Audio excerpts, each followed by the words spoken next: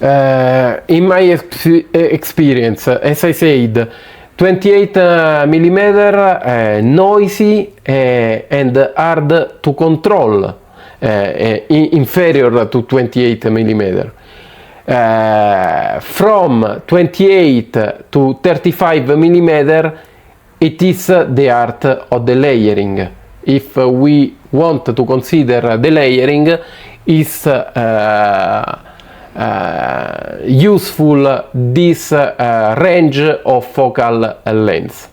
I don't recommend to use zoom lenses. We are talking about framing through your position and your presence, so I recommend you prime lenses, but that is something that I recommend for beginners, for advanced photographers, always prime lenses. I am sorry, I have just a zoom lens that I use not that much really, and I trust more in my feet and my position. That is the way I am doing photography. 50 millimeter usable but harder respect to the other. I would not recommend really the 50 millimeter if you ask me for layering, but that is me. Harry Cartier-Bresson showed to manage grit. There are photos with layers made by Harry Cartier-Bresson with the 50 millimeter, so it depends by the photographers. It depends by the photographer. It is not depending by the lens. It depends how we work. We are used to work. It depends by our vision, our approach. So about photograph with layers, as we said, it shows several actions inside the frame. Every element with a purpose inside the frame. Every element needs to have a purpose inside the frame, because otherwise is getting us far from the sense of the image. The structure makes the meaning of the photo. In order to have a composition where everything is working fine. The frame can be divided in boxes like this photo shows, that we used in another slide before. The frame can be divided in boxes, and it is like 3, maybe 4, sometimes 5 photos inside a unique frame. It shows the author's strength because of the intention. It is very important this thing about the author's strength. I insist a lot about the authorial ambition, because we need to make photos in a world filled with a lot of images. The only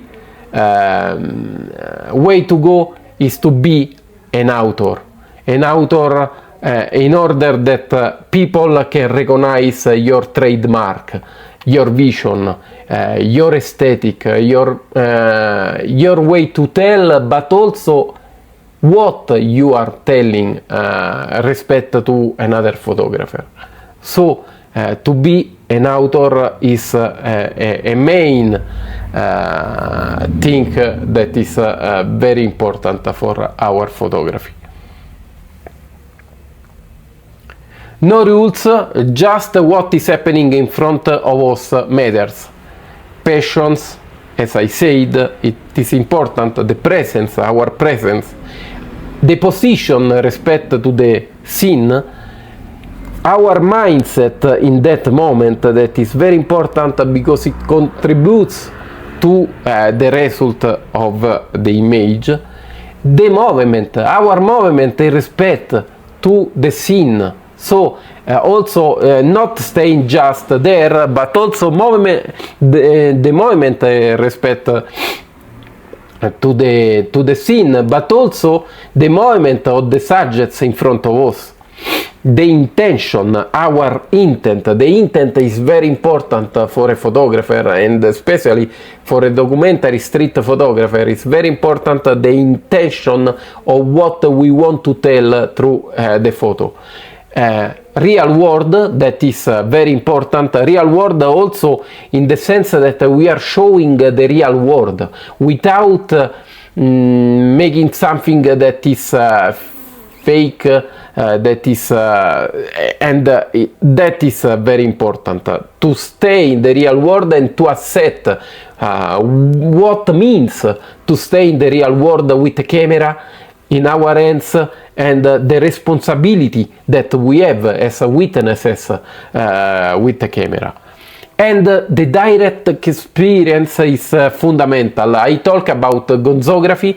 I talk about gonzography. I refer to the way that is mutued, is taken by the gonzo journalism by Hunter Thompson, in order to that presence, no? To stay present, it becomes also a reflection of our direct experience that will be showed through the photography, through the composition, through our framing on the street. That is very important to show that direct experience. That is also one of the main goals for a street photographer, to show our direct experience.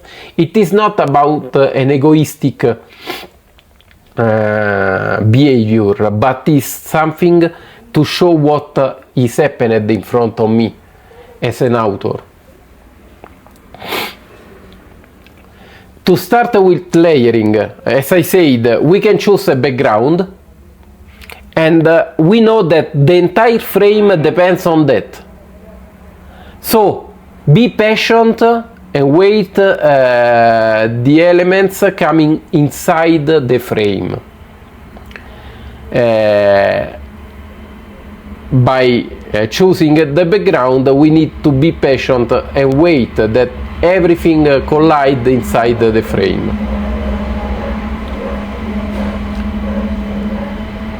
Observe the people via eye, and that means getting into the flow, getting into the rhythm of the scene in front of us, getting that rhythm and understand when pressing the shutter button of the camera, because you are observing. We are there, we are observing, and at the certain moment we are part of that rhythm.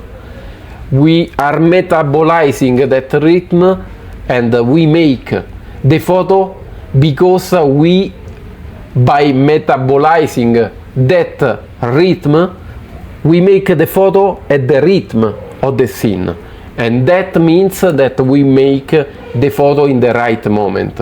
Repeat to master the scene in front of you.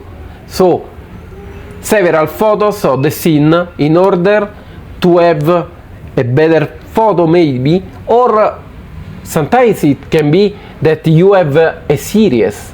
You can make a mini project from that, staying there and repeating the photograph with different subjects, with different moments, because sometimes it can be also the same subjects but in different positions, in different moments. I am not talking about please note this, I am not about using the burst mode of the camera. I am totally against to use the burst mode. The burst mode is the tip that gives us the photographers, the street photographers that are not very good. You can't think to use the burst mode. One single shot, but you can repeat. One single shot and not the burst mode, because the burst mode is not thinking the photo. Is relying just on the camera, and just that. It's not that the way to photograph. The burst mode is very bad for a photographer that wants to become a good street photographer. I don't even use the burst mode when I am shooting players in a football game. I am not that kind of photographer. I am not the kind of photographer using the burst mode of the camera. With me, the burst mode, if that depended on me, I would avoid to produce cameras with the burst mode. Because photography is another thing. Otherwise, you can make a video and get in the frame from that video. I know that there are street photographers making that even with sport video cameras, action cameras, but I am not that kind of photographer. I am not that kind of photo coach. I am very serious on that. Burst mode is a bad medicine for someone that wants to become a good photographer. Body photography marks the intention. Your presence makes the frame. Let's see. I was in the moto taxi and they were observing to us in the moto taxi. I framed. You can see that I am in the mirror of the moto taxi and the people is looking at me. So my presence makes the frame. The photo is given by your body. The content of this photo is given by my body. The position and the point of view can be your power. Is your power. It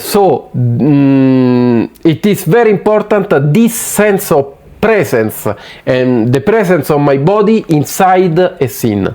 The power determines how the photo is. In fact, they are looking at me, so that made the photo. Previsualize the scene. I am provoking something through my presence, to my action to raise up the camera and framing and photographing. So I am provoking something and I am previsualizing what is the reaction. Previsualization, more intention, makes a great photo.